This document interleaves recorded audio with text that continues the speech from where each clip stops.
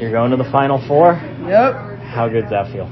Gosh, I don't even think it's really hit me yet until we get to Ohio. But it feels amazing. Obviously, we were the 3 seed, they were the 1, so to get that upset is huge, and it just shows the type of players we have on this team, and how the coaches believe in us. We obviously believe in ourselves and each other. So it's gonna be fun. What was working so well for you tonight with those 8 points? I was just telling myself, stay ready, and trying to stay calm, when they went on their runs, when they were up a little bit, just staying calm through everything. And trying to be a little bit more aggressive, early on in the run in March Madness, I had a couple 0 points, so just actually being aggressive, looking for my shot within the system was something I was trying to be, mindful of, and, I was open, let it go, and it went through, and just kept playing and doing everything I could to make sure that, we got the dubs. What about your freshman class? None of you did everything, but it feels like every single one of you contributed something throughout the game. Absolutely, yeah. KK being KK, playing great defense. Q came in, played some huge minutes, hitting that big 3 and then, crashing the boards, and just being a pest and actually hitting some big shots too. Super proud of these guys. Like you said, you wouldn't expect this. It's usually not how it goes, especially in the program like this. The freshmen, get lucky if they even get to step on the court, with all the upperclassmen we have. But, with the injuries, just, when you're put in situations where that's all you, know that's what you have to do, and you surprise yourself with how much you can get done, and I feel like that's what this group is all about. Q hadn't even played the last 2 games, and then it's the first one off the bench with foul trouble, and gave you guys some really good minutes. Just how impressive was her performance? She looked actually really good yesterday in practice. With not playing, she had fresh legs, so she was going in. But I was super proud of her. Because that was big, and like you said, not playing, that can mess with her confidence, but she didn't let that be a factor. Staying ready is the biggest key. I feel like for me and her, obviously coming off the bench, especially with literally having 7 players, we all matter, because it's so easy for Nika getting foul of trouble, KK, Ash getting foul of trouble, and then then there is no one else. So staying ready, and super proud of her. So you figured you could just come in and make a 3? I was just trying to find the open spot, space out, give the guards room to drive, do their thing. But, I was like, all right, corner, saw Nika, made eye contact, let it go, held the follow through. Good. How did that feel? It felt good. It felt really good, yeah. You had that free throw line jumper, too, that looked pretty confident, too. Oh, yeah, I was ready for that one. Just, staying ready. Just trying to stay ready. Fourth quarter, 7 minutes left. UCLA ties the game and Gino takes a timeout. When you guys come to the bench, what's the conversation? We were trying to stay calm, obviously not get frazzled. Lee was saying, they're going to go on their run. That was their run. This is our next run. So next play mentality was what we were working on. And then obviously being smart with foul trouble and everything like that. Just not rolling over, because we knew that this was beyond something that we were able to achieve winning this game. So just staying locked in and not getting too high on the highs, too low on the lows, and just ride it through and get the job done. Paige. Yeah.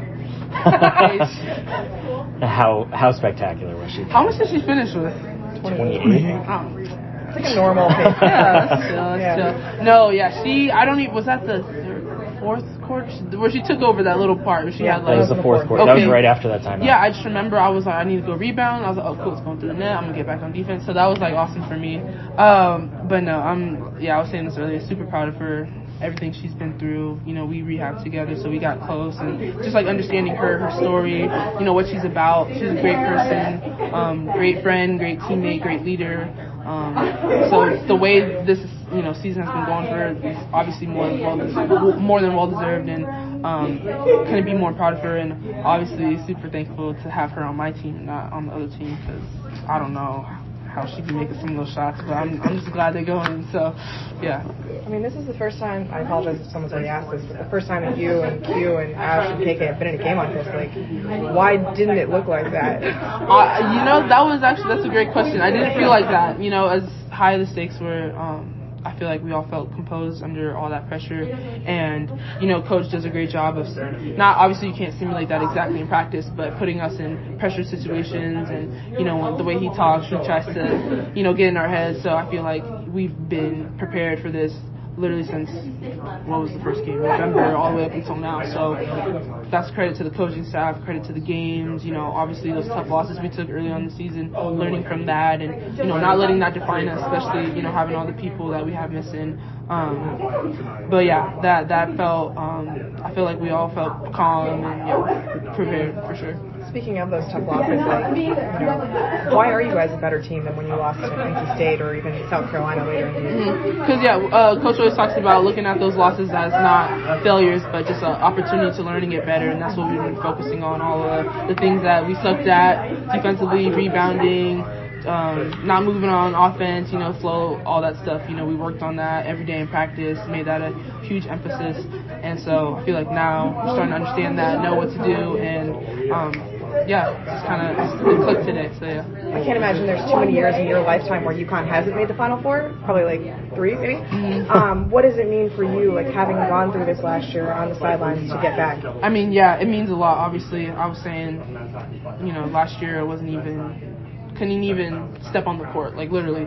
So the fact that I'm here and playing those minutes and being a huge factor, that just shows, you know, how good God is, and I want to give all that glory to Him. You know, He was my rock through all this, and if it wasn't for Him, I don't know where I would be. But that, and then also just it's being surreal. It's so surreal because, you know, my family's here. They're from California, so they don't get to come out a lot to the East Coast, but they drove up. Yeah. Oh, God. Drove up Where from California? San Diego. Oh, dear. Yeah. Okay. It was just 15 hours. I'm from LA. It's not a short drive. Yeah, it's just 15 hours. It's not that bad. But, so them being here, and, yeah, it means a lot because I remember literally being, like, in elementary school, middle school, watching Breonna Stewart and all them do their thing. So, you know, the fact that I'm a part of this, like, I watched this on TV, and that was the reason why I wanted to go here, seeing that greatness. And the fact that we're doing this, especially with 7 people, yeah, beyond special for sure. Thank you.